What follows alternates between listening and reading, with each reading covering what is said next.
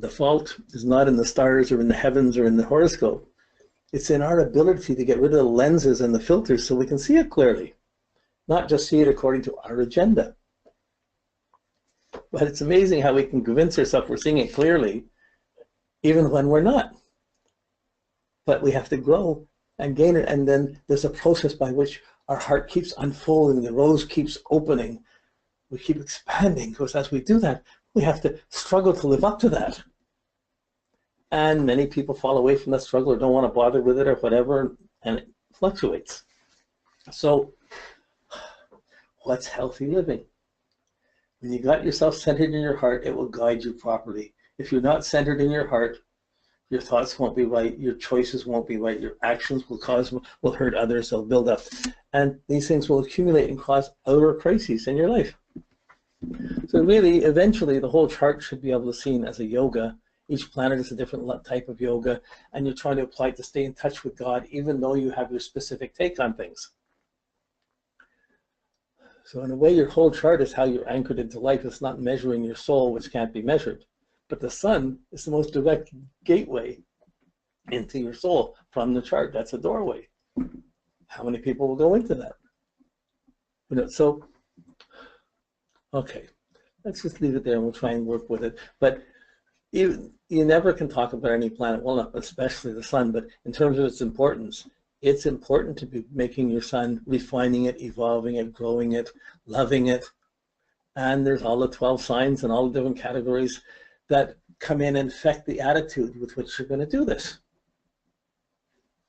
So when we start with the daylight, move this over a little bit here. Over, push this up a bit so I can see it. I think if we're looking at this, you're seeing it. Oh yeah, you see it. Okay, good. So the when you have the daylight increase, we have first two categories: daylight increasing, nighttime increasing. So if it's the sun is born in winter or springtime, the daylight's increasing. If the sun is born in the summer or fall, the darkness is increasing, the daylight is decreasing. So this is the primary category. This whole measurement of the zodiac is based on the sun and its rays and how it affects us on the seasons. So the sun's in the center of this, and as we radiate out, when the daylight's increasing, it's our purpose. Our soul, our ego needs to be more independent. We need to do our own thing a little bit more. We're trying to be more creative.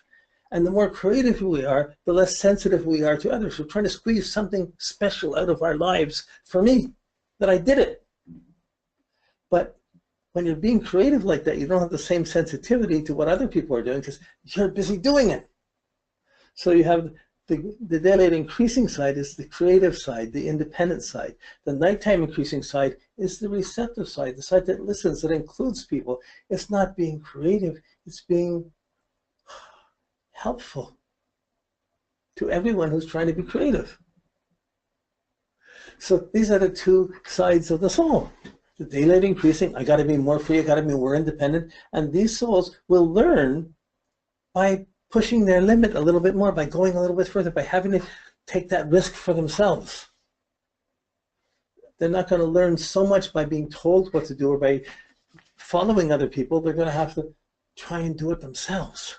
So that's one type of students, one type of way of approaching life. The other is there's a need to be encouraged, there's a need to be listening, to be helping other people, to be part of the team. That's the nighttime increasing. And that's the increasing receptivity to others. I'm more receptive.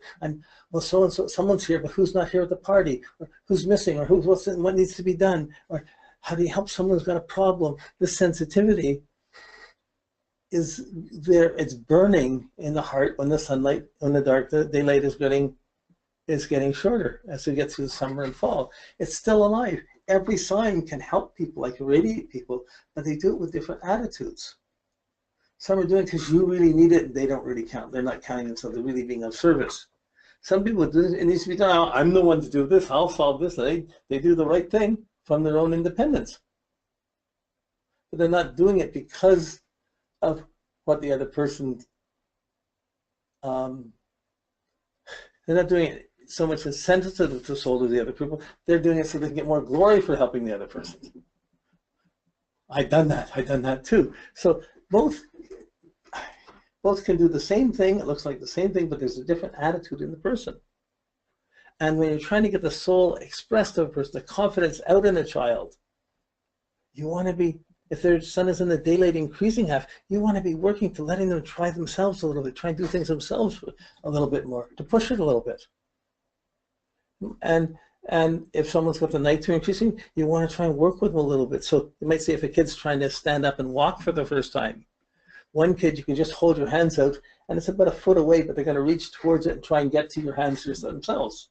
The other kid, you might have to go and hold their hand and help them to walk, take that initial step. So I'm just using one example, starting a business, being in a relationship, we're still using this primary energy. If you're not using this primary energy this way, your heart's going to not be as shining as brightly. So if you're the Capricorn, Aquarius, Pisces, Aries, Taurus, Gemini, your sun is there, it's important for you to make the effort to do things for yourself. And if you're not encouraged to do that, or you're not doing that, or you're doubting you're doing it, boy, it's really inhibiting and restricting your life. So if you're on the fall side, you just need to be part of the team. Some kids just thrive when they get to junior kindergarten. They get out of the house, they're meeting friends. Wow, this is great. And some people thrive because they can show off to other people. Some people thrive because they really have other friends and other people caring about them. So it's hard to mentally define this. I'm just trying to do this in a way where we can see certain glimpses of how this can be used. But if you've got someone who's a nighttime increasing person and no one's being sensitive, so just do it yourself. You can build up a huge complex in a person that can affect someone for many, many years, and they're working their whole life to try and just overcome that complex, to trust in their own heart, to work with other people. And they're negative, I'm never good enough to do that. The one who's really strong in this says, well, I do everything, but I don't fit in anywhere. And so what? But there's the 12 different stages of this. Really, there's 360 different degrees of how this light and darkness changes.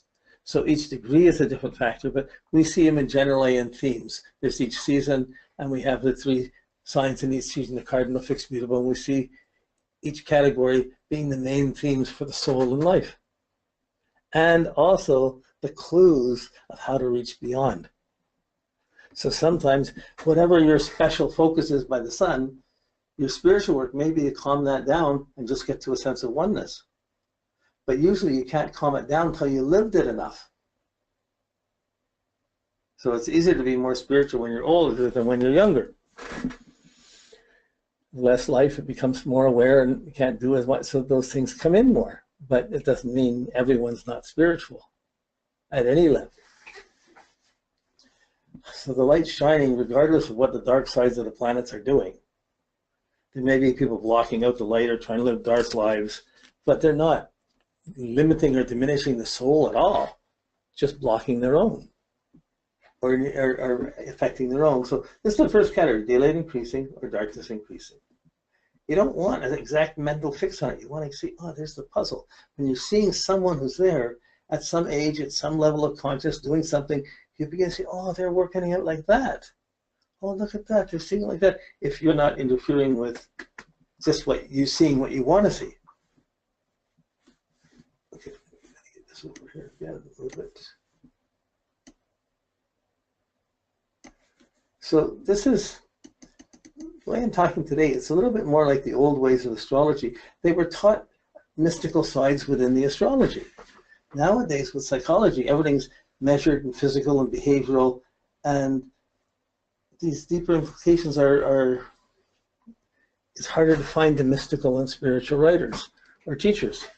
They're there, they're working with the people who know them, and they have their presence going on, but there's an awful lot of very materialistic, just when you're measuring everything, you think you can figure out everything that's happening in the world. Yeah, by the time you figure it all out, it still doesn't guide you to your heart, and your heart's aching and wanting to experience itself, and eventually you transcend your chart. or reach beyond it in one of maybe 360 lifetimes, sometime. But we all get moments in any life to really shine and experience our love, and really every moment is an opportunity for that. So our second category is not the momentum of moving towards more freedom or moving towards belonging or being more responsible, creative, this is daylight is greater, darkness is greater. So these signs are the ones that are distinctly, noticeably more social or more independent, more creative or more receptive, more individual or more team playing, or affected by the peer pressure or group. So if your sun is in the spring and summer signs, Aries, Taurus, Gemini, Cancer, Leo, Virgo, these are all the I, me people. I'm me, I'm doing my thing. Aren't I great? I'm the great. Don't tell me what to do, I'm doing it. And they feel they're ahead of the game. They're just shining and living in the summer. Same time, it's very difficult to teach classes during the summer because nobody wants to sit still and listen to someone else.